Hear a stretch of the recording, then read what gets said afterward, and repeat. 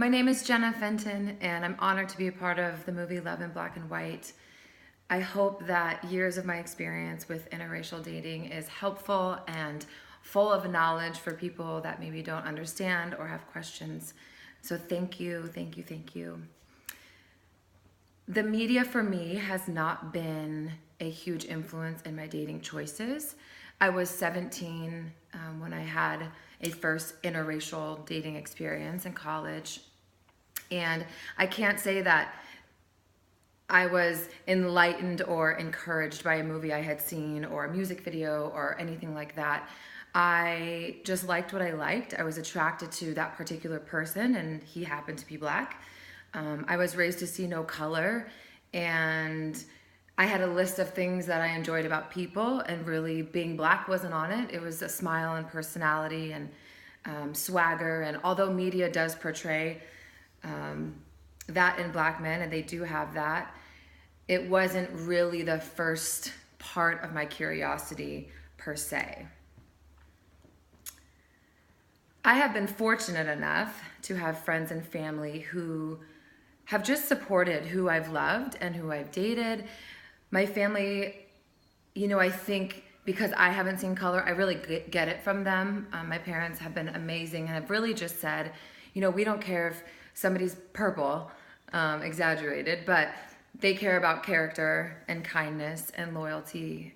So I never really got flack from family. I know that it is prevalent. I've seen and heard stories that are heartbreaking. I don't understand it, although to unpack it, I do. I didn't experience it myself.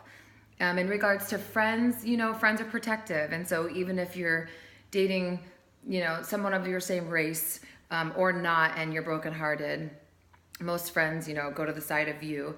And in my case, maybe only in that regard, they've made comments like, hey, you should try a white guy, or you should try an Asian guy. And, is it offensive? Sure, because I don't know that any breakup has had to do with color. But I kind of just meet people where they're at, and I've been in interracial relationships for so long.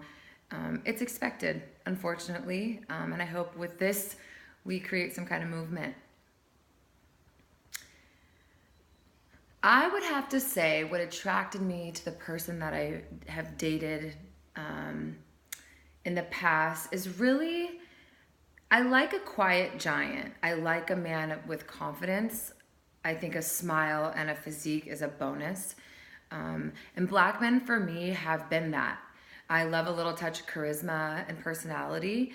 And like anybody, any too much of something is not my preference. But specifically to who I've dated, it was really just how someone carried themselves and what they offered. And everything after that was a bonus. My curiosity of taboo and maybe myths, I never really had any. I do get the elephant in the room question about how big is it? Is it true? Oh, wow. And it's just like, it's funny. It's not always true. And I really don't even know where that comes from. I haven't even really looked into it. I don't know that I care a whole lot at the end of the day, but I think when you hear myth or anything about Black men, I would bet to say most women have had that question. I have never had a full-blown racial experience in public with who I was dating. I have experienced looks, yes. It's so funny because when I'm with a Black man and we are walking by another Black man, it's this like, dude, I get you. I see what you see. And that happens a lot. I think part of it's my build. And in reality, when we pass some Black women, and not all, it's never all, there's a little bit of like, oh, of course, white girl.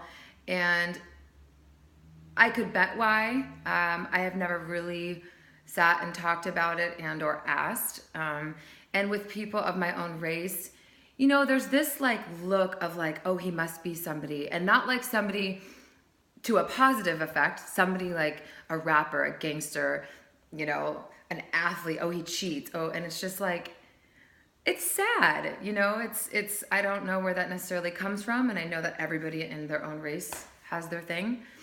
We all have shortcomings, but racial profiling and judgments and stereotypes are real. Thank you.